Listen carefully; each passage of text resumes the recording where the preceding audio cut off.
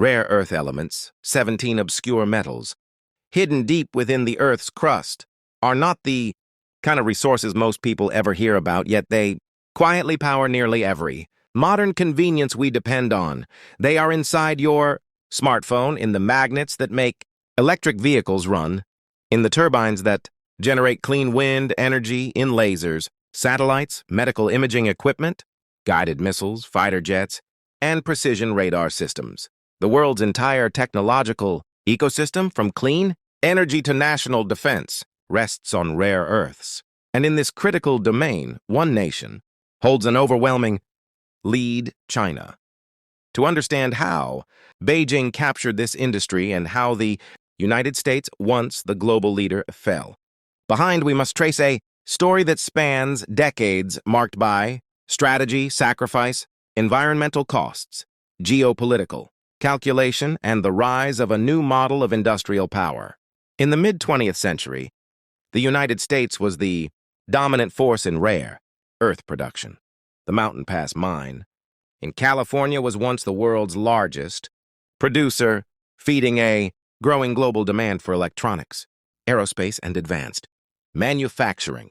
America had the mines, the processing plants, the technical expertise, and the industrial infrastructure.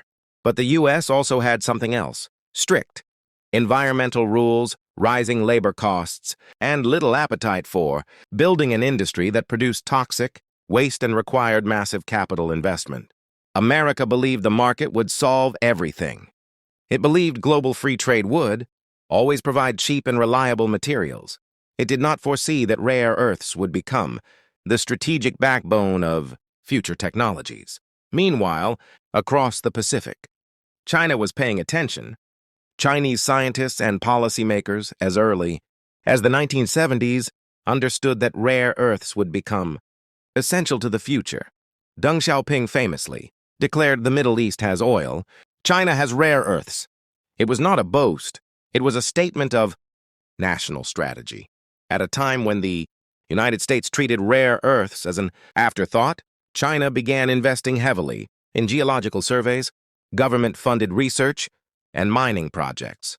Chinese universities poured resources into rare earth chemistry. State-backed companies were built from scratch, with government subsidies shielding them from market ups and downs. China was preparing not just to mine rare earths, but to master the entire supply chain, from ore to magnets to high-tech components. By the 1980s and 1990s, the rare earth industry changed dramatically. In the U.S., new environmental regulations raised costs: wastewater rules, radioactive byproduct restrictions, and labor compliance protocols made American rare earth refining increasingly expensive. Companies shut down, processing plants closed.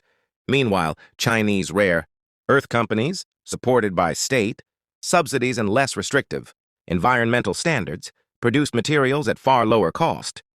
Western companies, looking to cut expenses, began outsourcing their rare earth processing to China, sending raw ore overseas and shutting down domestic facilities. The U.S. did not intentionally abandon the industry. It simply allowed the market to take its natural course. But China, unlike the U.S., was not playing a short-term market game. It was executing a long-term national strategy. Throughout the 1990s, China launched a rare earth industrial revolution. Small mines across Inner Mongolia, Sichuan, and Jiangxi were consolidated and reorganized under large state-owned enterprises. These companies invested in the most important part of the supply chain: the chemical separation and refining stages, the complex, energy-intensive, and environmentally destructive processes other nations avoided. China quickly mastered solvent extraction, ion adsorption, clay processing, and precision separation techniques, eventually surpassing Western nations in technical capability. While the world focused on Silicon Valley and the digital revolution, China quietly built a near monopoly on the elements that made those digital tools possible.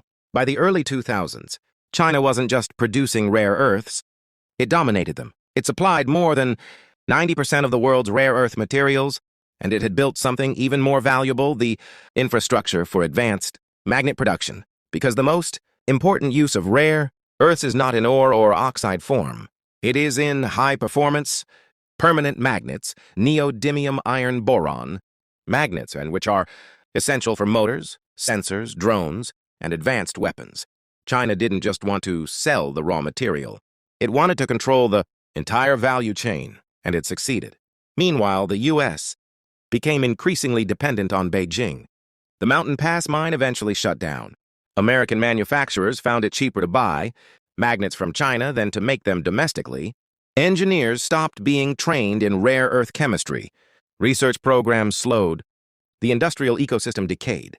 A generation of expertise faded. By the late 2000s, the United States, the nation that had once pioneered rare earth science, no longer had the ability to refine or separate rare earths at scale. It was forced to rely almost entirely on Chinese imports. China's success, however, came with enormous environmental consequences. Rare earth mining left toxic lakes near Baotou. Radioactive waste seeped into rivers. Chemical runoff poisoned agricultural land. But China made a calculated decision. Industrial dominance was worth the environmental cost. Over time, as international pressure grew, Beijing began shutting down illegal mines and relocating the most destructive operations overseas, particularly to Myanmar, where conflict zones and lax regulation made environmental oversight nearly impossible. China's rare earth empire expanded beyond its borders, securing resources in Africa, Latin America, Southeast Asia, and Central Asia. It built a global supply chain that no other nation could easily replicate. As China's power grew, so did its willingness to use rare earths as a geopolitical tool. In 2010, during tensions with Japan, China briefly restricted rare earth shipments, sending shockwaves through global markets. Prices skyrocketed overnight. Nations realized that their access to critical materials could be cut off with a single policy decision in Beijing. It was a warning and a preview of future leverage. The U.S. government eventually woke up. Defense officials realized that critical military systems, from F-35 jets to missile navigation units, required rare earth magnets sourced from China. Lawmakers began asking how the world's richest nation could be dependent on a geopolitical rival for the materials inside its most advanced weapons. Efforts were launched to revive the industry. Mountain Pass reopened. Research grants were issued. But rebuilding an entire industry after decades of neglect is enormously difficult. Rare earth processing plants are expensive, environmentally risky, and slow to build. Training a new generation of chemists and engineers takes time. And China, meanwhile, continued advancing, consolidating its industry, improving technology, and tightening export controls. In recent years, the United States has begun to fund mine-to-magnet initiatives, projects that attempt to rebuild the entire supply chain within U.S. borders. But the challenges are immense. China's industry operates at a scale unmatched anywhere in the world. Its costs are lower, its workforce is trained, and its infrastructure is fully integrated. The U.S. is trying to rebuild an industrial base that China spent 40 years perfecting. This story is not just about economics or minerals. It is about global power. Rare earths are the backbone of clean energy. Electric vehicles, renewable power grids, robotics, aerospace, and artificial intelligence. They are the metals of the future. And China's dominance gives it enormous leverage, a leverage that can shape industries, influence policy, and shift the balance of global technology. For America and its allies, the path forward is complicated.